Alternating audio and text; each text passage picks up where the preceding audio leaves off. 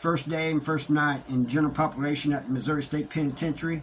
I'd already heard about Missouri State Penitentiary. When you enter it, it's like entering a fortress. There's all these grand walls and stuff. So I had an ideal, people was telling me at Fulton, the diagnostic center, you're going to have to get a knife and this and that. I was told that when I got to Missouri State Penitentiary too, by a CO of all people. They put me in R&O first, which was in 2 house at that time. F and G hall, as they used to call it back in the day. I was there a day or two, and then they put me in 3 house, general population. I always tell the story about when I first walked into the cell. It's a joke. I always say that, he got up and told me not to touch his TV, not to touch his bed, not to touch this and that. And do I understand? I said, yeah, the same thing my mom used to tell my dad. But that's not how it happened. I go in there and he doesn't say anything. He's sitting there watching TV, smoking a cigarette. As I start putting my stuff up, he finally says something. Says his name. I told him mine. It was just small talk after that.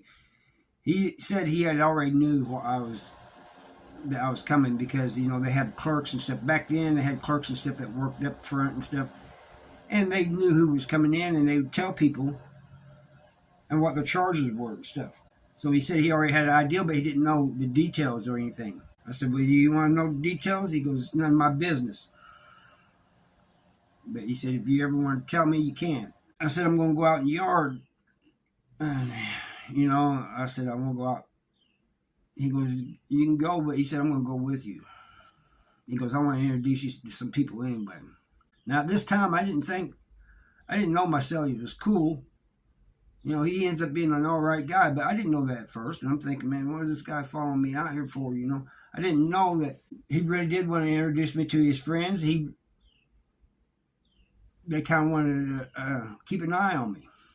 One of them, out of all of them, there was 4 or 5 of them, and they was all hoping I would end up at least on the same walk as they were, And they was scattered out throughout different housing units and stuff. Some of them was in 4 house. But anyway, I go out there, and one of them asked me if I wanted a cigarette. I said no. And I was told not to accept things from people. And they just kind of laughed. They said, you was told not to accept things, weren't you? They said, that's a good policy to follow. Don't take anything from anybody. So they told you right. I said, man, there was a CO, man. He told me I needed to get a knife. They said, yeah, it might not be a bad idea. Doing a life sentence. Anyway, you're going to be here a while. Might want to get you a knife. And the guy that offered me a cigarette says, how about this? How about I sell you a bag of top rolling tobacco for $2 back. I'm thinking, what? $2 back? I said, how about I just pay you back? He goes, I'm the store man. I didn't know what that was, and they explained it to me. And I said, oh, all right. I was really wanting a cigarette. I said, okay, I'll do that. And he comes back, and I said, let's just be clear on this. I want to be 100% clear. I take this bag of tobacco from you. You want $2 back. 2 tobacco, and that's all you want back. He goes, that's all I want back. It's just $2 back. I said, okay. Man, that first cigarette I smoked, I got lightheaded. I was about to fall over. They knew I was lightheaded and stuff too. But anyway, at the end of the day, we all go in their cell. Bam! You seen the row of cells that they've shown. That's where I live. There's just rows of cells, all bars in front. You can stand in the middle of the cell, and if you're kind of tall and stuff, you can touch the walls each end with your fingertips. That's how small they were. So we're sitting in there, and Sally says, you want anything you want to watch? I said, no, I just watch what you're watching. He goes, okay. He goes, you gonna have money coming in? I said, yeah. He goes, the only reason I'm asking, I just want to know what type of person I'm living with and everything, He goes, be careful if you spend a lot, be careful. It's probably best that you go to the canteen and have one of us go with you, you know, kind of watch your back. I'm still nervous and everything, you know, butt all clenched, you know, and tight and everything. You don't know, you know.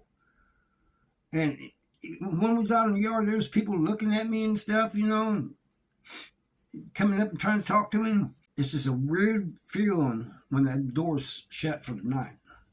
They slide shut, bam, make this loud noise.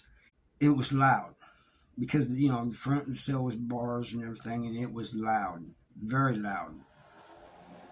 And it was like that for a long time at night. But even after it got quiet, every little sound, like my cellie got up and moved or anything, used the bathroom, wake me up. A cough would wake me up. Every little sound woke me up. But finally, I was exhausted. I fell asleep from exhaustion. And I think I was exhausted because of all the stress and stuff, you know, being in a new environment, being in a prison that's infamous for its violence anyway. Next day, wake up, my celly actually wakes me up. He says, hey man, they're going to be calling breakfast here in a little bit. You want to go? I said, yeah. He goes, I'm not going to go. But he said, you can. And I said, I don't know where the chow hall is at. He goes, just follow everybody. Just follow people in front of you. So I get dressed and I go down there. And he did not tell me that one side white sat on, one side black sat on. I go to the wrong side. I sat down there. This black guy comes up. He tells me, you're sitting in my seat. That's another thing I would find out, that once you get a seat there, that's your seat. You don't let nobody take it. He says, you're sitting in my seat. And I said, okay. And so I moved over. Man, he goes, that's my partner's seat.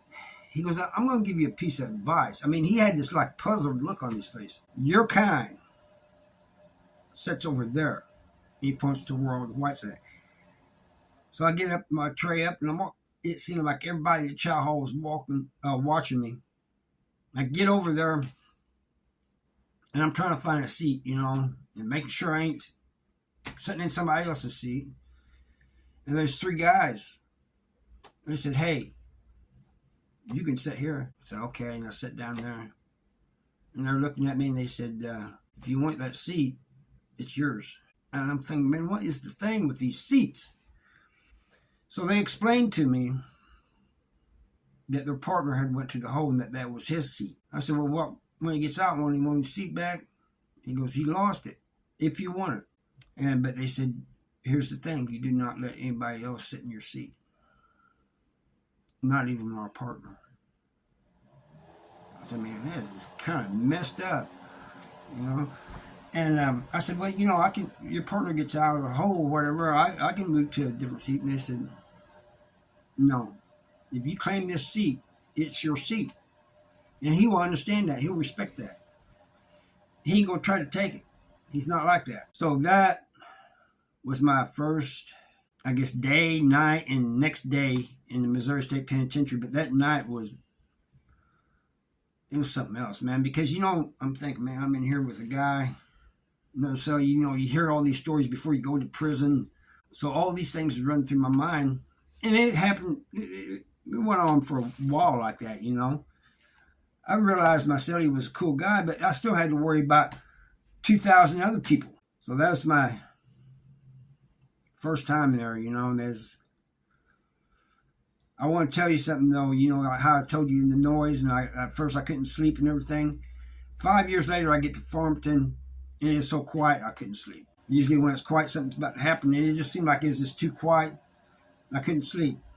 Anyway, I hope you guys enjoyed this video. And I thank the guy who, I think his name was Buck. Thank him for suggesting the video. And I'll see you next time.